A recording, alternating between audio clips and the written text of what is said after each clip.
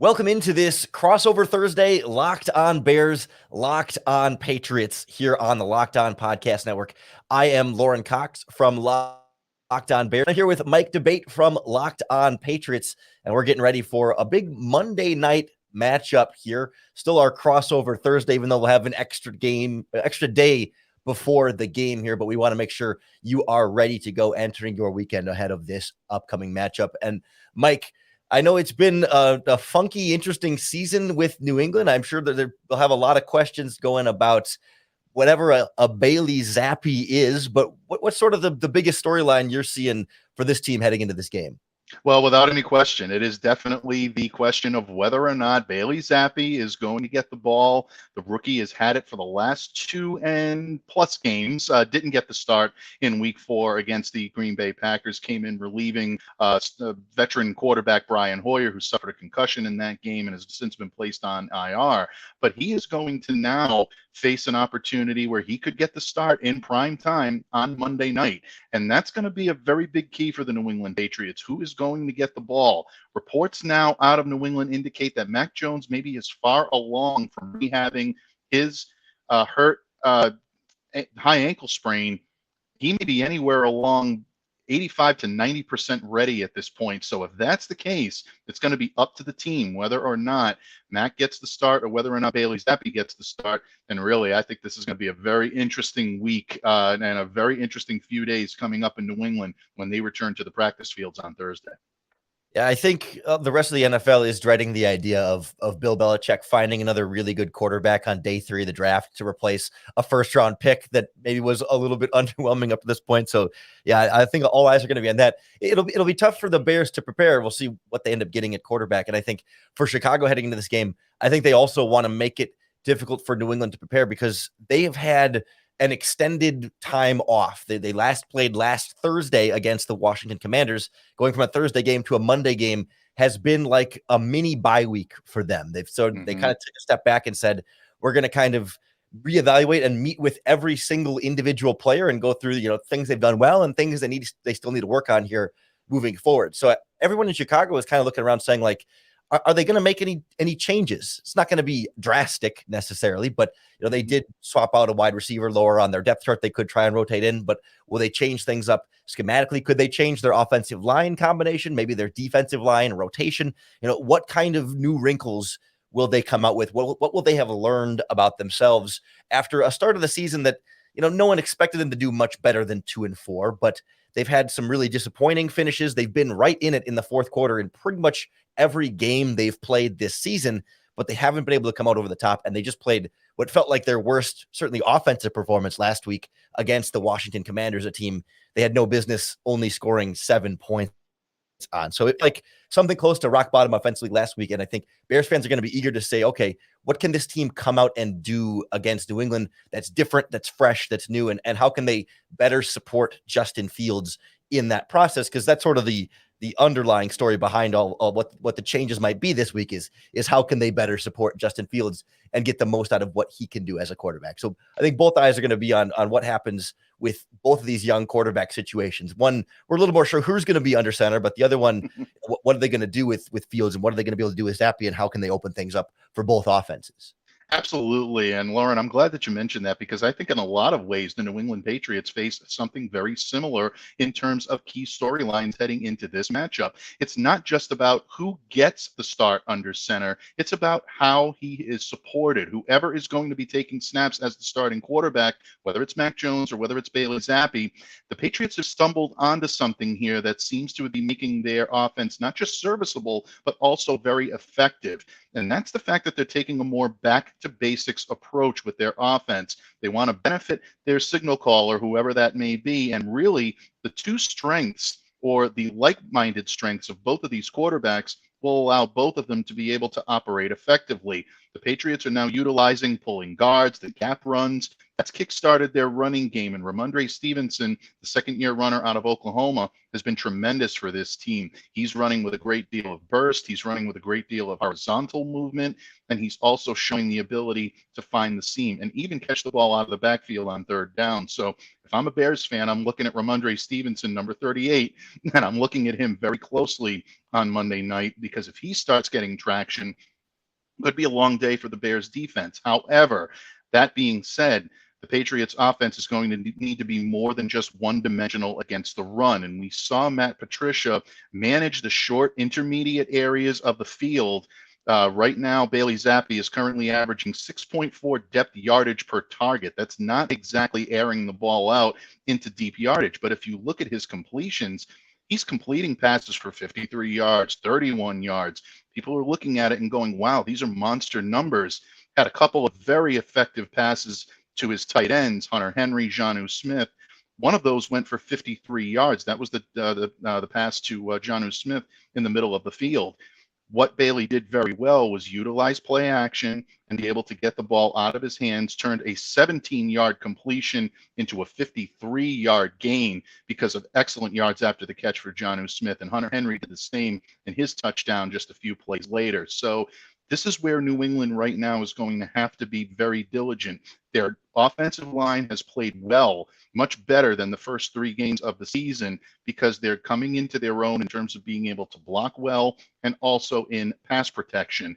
Marcus Cannon has been a very good addition to this team as well, really spelling a guy who's struggling right now in Isaiah Wynn. So if the New England Patriots can do that and utilize everything around their quarterback, then they probably have an equal chance to be as effective as they have been, whether Zappi's in there or whether Mac Jones makes his return. Certainly, it's been a weakness of the Bears defense all season, being able to stop the running game. And I'm sure, Bears fans heard of a guy like Ramondre Stevens, maybe from fantasy football, but especially this year, it's kind of been more his emergence. But just because it's not a, premier name in the backfield does not mean you can overlook what the Patriots have done on the ground game there. I'm with you 100%.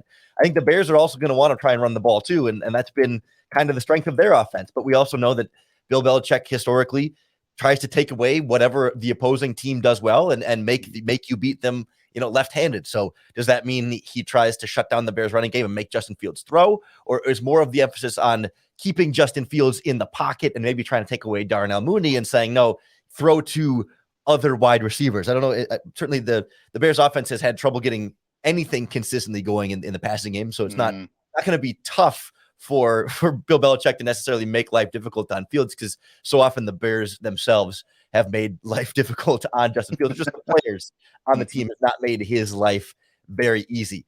I want to get into some of the key matchups that are going to determine who wins this game and how the Patriots might be able to or not be able to take away some of the things the Bears want to do. And of course, how the Patriots might move the ball on the Bears as well. So we'll get into that and then get into some game predictions as our crossover Thursday podcast continues on this Locked On Podcast Network. Whether you're looking to pop the question or have a milestone to celebrate or just want to let your love sparkle, our friends at Blue Nile can help you make your celebrations even more memorable. As the original online jeweler, Blue Nile offers the largest selection of independently graded diamonds and pieces priced significantly below traditional retailers. Blue Nile has helped millions of couples create their perfect engagement ring. They've got a super easy-to-use online tool that lets you choose the diamond shape, the size, and clarity, as well as the setting style. Blue Nile's bench jewelers will then help you handcraft her perfect, one-of-a-kind engagement ring. If you're just looking for a perfect piece of fine jewelry to commemorate a special milestone, Blue Nile has jewelry experts on hand 24/7 to help you pick the right gift at every budget. And you can shop stress-free with Blue Nile's 100% satisfaction guarantee. All the orders are shipped and insured for free in discreet packaging so that you won't know what's inside when it arrives. Make your moment sparkle with Blue Nile. Go to BlueNile.com and use our promo code LOCKEDON to save $50 on your first purchase of $500 or more. That's BlueNile.com, code LOCKEDON to save $50 on your purchase of $500 or more. That's BlueNile.com, code Locked On. Lorin Cox and Mike Debate here from Locked On Bears and Locked On Patriots, respectively, getting ready for Monday's matchup between these two teams on this crossover Thursday podcast.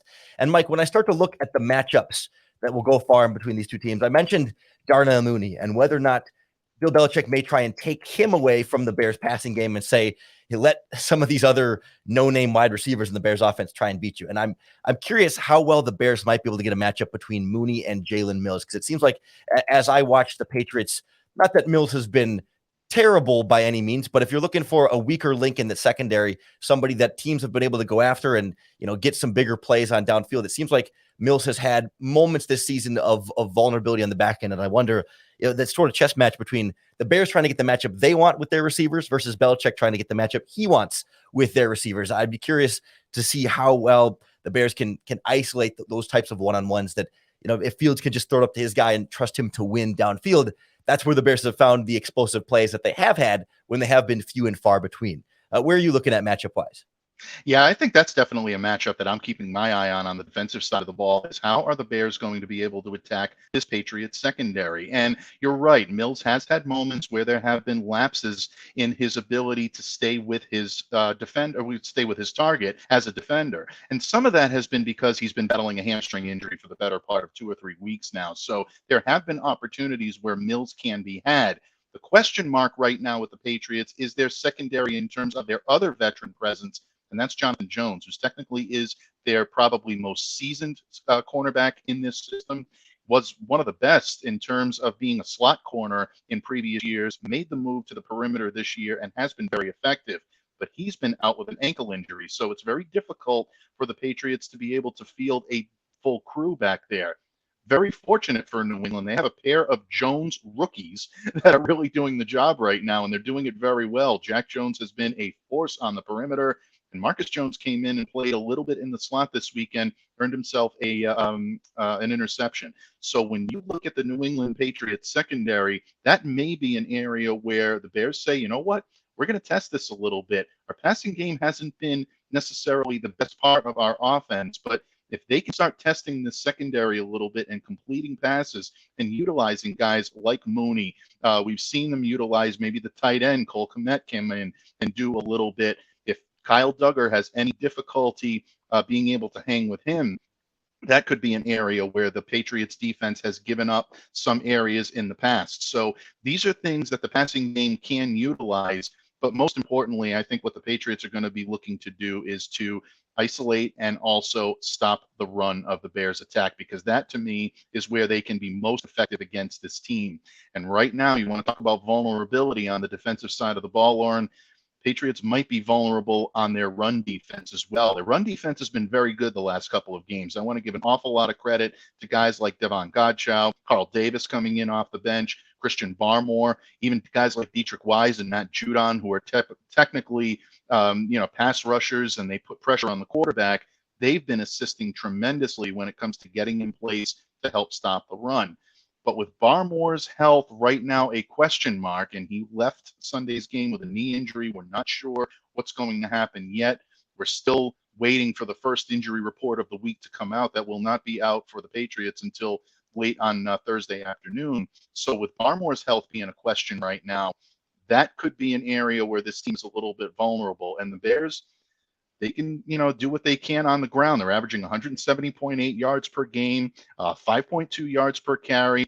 I know David Montgomery's been banged up a little bit, but they've gotten great, production from Khalil Herbert, and not to mention the fact that Justin Fields is very capable of running the ball as well. So if there's an area that really concerns me right now with the Patriots, probably a little bit more on run defense than on pass defense, because Patriots have been able to plug and play there pretty well. Eventually, the loss of someone like a Christian Barmore and even a Lawrence Guy, who's been on the shelf the last 2 games with a shoulder injury, is eventually going to catch up with you. We've been talking a lot about Bears offense versus Patriots defense, and maybe that's the side that'll be a little bit less exciting because of how the Bears offense has struggled. But on the other side of the ball, I'm looking at the Bears pass rush that has just not been up to the level that they've needed it to be this season. They have, especially, on the interior, they haven't got nearly as much of a push up front there. And Robert Quinn has been one of the most double-teamed pass rushers in the NFL, so his sack numbers are way down from where they were last season when he set a new franchise record with 18.5. But the Bears are waiting for, one of these younger guys to step up and make a big spark, have that big kind of flash play to change a game. Just, it doesn't have to be, 60 snaps of dominance, but that one strip sack, that one force fumble, that one play to flip something. And I look at this Patriots offensive line, and as you were saying, like, they've been playing a lot better. And I know they just benched Isaiah Wynn again last week. I'm assuming. Do we know whether Marcus Cannon is going to start again at right tackle, or is Wynn going to stay on the bench, or is that still, because if it's Wynn, that could be a plus matchup for the Bears. But if it's Cannon, I imagine you feel a little bit more confident about that right side of the line.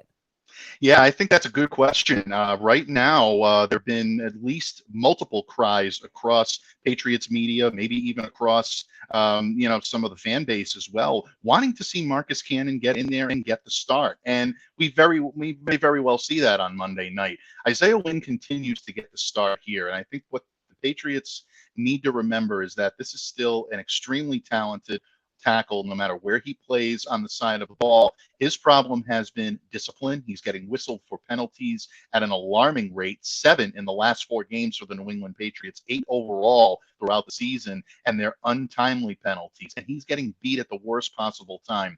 I know a lot of fans are pointing to Myles Garrett getting around him and then obviously getting the strip sack and the fumble on Bailey Zappi. When you get beat by Myles Garrett, it's not really something where you can blame the opposite end. That is a very tough guy to cover. So for everyone that really wants to get on Isaiah Wynn for that, I caution you to take a look at the tape on Myles Garrett. Very few people are able to get the better of that guy. But bottom line, Isaiah needs to be better. He needs to be in position more. I don't know if it's a situation where he just needs to get his head in the game a little bit more, or if there is some difficulty and some problems that he's had moving from the left side to the right side, because Trent Brown has been phenomenal on the left side for the New England Patriots. So that could be an area that definitely is an area of concern if the Pats want to make sure that they're providing proper protection for either Mac Jones or for Bailey Zappi. But once again, I think it comes back to Matt Patricia's calling style, that back-to-basic style where the quarterback is operating under center, utilizing play action because the run is facilitating that. It just allows this offense to flow so much better. The tight ends get open, and you can use them as weapons in the field. And you saw Bailey Zappi do that effectively with Hunter Henry and Jonnu Smith, as I previously mentioned. And even guys catching the ball out of the backfield, like a Ramondre Stevenson, or possibly even someone like a rookie like Pierre Strong. This could be a good game for him to be able to get on track and get going. And then when all else fails, they've got a pretty speedy wide receiver for the first time in a good long while. I know a lot of people are excited about Tyquan Thornton up here in New England. Saw a little bit of what he could do, not just utilizing his speed to get over the top and to get a passing touchdown, but also taking the ball out of the backfield and running a jet sweep. So New England's got a lot of areas where they can be effective. The only question is will their game plan allow them to continue to do it? Mike, I appreciate how you talk about the Patriots and even in the Bears in this matchup, how we're sort of painting it as like, the Patriots have to do these things to get better. It's also important for us to keep in mind that the Patriots are 9-point home favorites at BetOnline right now. We're talking like the tone right now is like, oh, these two teams are both have some good and some bad, and we'll see who wins. But there is a very clear favorite here, and we'll kind of go through our predictions for this game and wrap up with our final preview thoughts for our Monday Night Football matchup as this crossover Thursday Locked On Bears, Locked On Patriots podcast continues. Absolutely. Patriots fans and Bears fans, here is a sports analogy for you. When it comes to burglars, your home is like the end zone, and you need the absolute strongest defense you can muster. That's why I use and trust SimpliSafe Home Security. At SimpliSafe, your safety is the only thing that matters. It's cutting-edge technology powered by 24/7 professional monitoring agents who always have your back, so you always know if your home is safe. SimpliSafe's agents call you the moment a threat is detected and dispatch police or first responders in an emergency. And they do that even if you're not home or you can't be reached. Advanced sensors for every room and window and door, HD security cameras for inside and outside your home, just smarter ways to detect motion that only alert you when a threat is real, and even hazard sensors that instantly detect fires, floods, and other threats to your home. So customize the perfect system for your home in just a few minutes with SimpliSafe.com. You go to SimpliSafe.com/LockedOnNFL to save 20% on your SimpliSafe security system when you sign up for an interactive monitoring plan. And you can get your first month free. That's right, folks. Great deals all about. So visit simplysafe.com/lockedonnfl to learn more. There's no safe like SimpliSafe. Patriots fans, Bears fans, it has been a blast talking to my good friend and colleague Lorin Cox, host of Locked On Bears, as the Patriots and the Bears get set for a Monday night showdown at Gillette Stadium, 8:15 Eastern kickoff from Foxborough, Massachusetts. And Lauren, we've talked about defensive matchups, offensive matchups, quarterbacks, concerns. Surprisingly, the name N'Keal Harry has not come up. My listeners are definitely happy about that, but we know this could sneaky be his debut, and what an amazing debut it would be to have him come back against his former club. But all kidding aside, my friend, this one always comes down to the matchups. It comes down to coaching matchups, but it also comes down to who plays better on the field. And when we talk about game predictions, if the Bears are to pull this out, in your opinion, how do they do it? And how do you see this one playing out on Monday night in Foxborough? Yeah, I have very little confidence in the Bears being able to pull this one out. I mean, I really thought last week against the Commanders, the Bears needed to come out and show the league that, hey, like they're a lot better than bad teams like the Washington Commanders. And to lose that game, the Bears really established themselves as a legitimately not good football team. So if the Bears were to pull something off like this, it would take a lot of things clicking all of a sudden in a way that they just haven't consistently this season. The Bears have been a very good second half team, but Bill Belichick said as much in his 7-minute opening press conference ramble about all the nice things he had to say about the Bears, which usually is a sign of Bill Belichick talking about a team that's not very good. He spends time complimenting teams that aren't very good, but he pointed out like they've only given up 2 touchdowns in second halves all season, and they've been largely outscoring opponents really well in that area of the field. So if the Bears are going to win, they need to have a much better first half than we've seen from them. They need to come out a little bit more proactive instead of reactive at halftime like they have been, and really, get things rolling more in rhythm with Justin Fields earlier in the game rather than later in the game when it finally seems to start to click, and defensively to kind of stay a step or two ahead of a young quarterback like Bailey Zappi. I don't think that's going to be the case. I do think they will play well in the second half, and Patriots might not score in the second half, but they may score plenty enough points in the first half to not need to score, at least not touchdowns, in the second half. So if I had to put numbers on it, I would probably put the Patriots pretty comfortable in this one. I would say 24-10 or 24-13 Patriots, where I don't think they'll put up the 38 they got against Cleveland last week, but I don't think they'll have too much trouble. And, the Bears score a touchdown in the second half to bring it back into something a little bit more closely. But overall, I think Zappi's wild run, assuming he's starting, or if it's Mac Jones coming back, either one, I think that they should be able to continue a lot of the success that they've had, and the Bears will ultimately make them earn it in the second half, but not have them sweating too much when it's all said and done. Yeah, I think we're actually like-minded in this one, and not to be too much of a homer, but I do see the Patriots having the advantage in this one for a lot of the reasons we discussed in the previous segment. I don't think the Patriots are going to try to test Chicago's secondary all that much and try to beat them through the air. They're going to continue the same formula that they've used for the last 2.5 games, and it's worked very well. Control the short intermediate area of the field, utilize play action to facilitate the run and vice versa, and also utilize your 2 tight end sets and maybe even take a deep shot every now and then with your wide receivers. But those will be very few and far between. I only think the deep shots come if Mac Jones plays in this game. If it's Bailey Zappi, he's going to continue to do what he does best, and that is utilize play action under center to facilitate short yardage gain. I think that's how the Patriots control the clock, control the tempo, and ultimately I think they'll drain a lot of time off using Ramondre Stevenson as their lead back.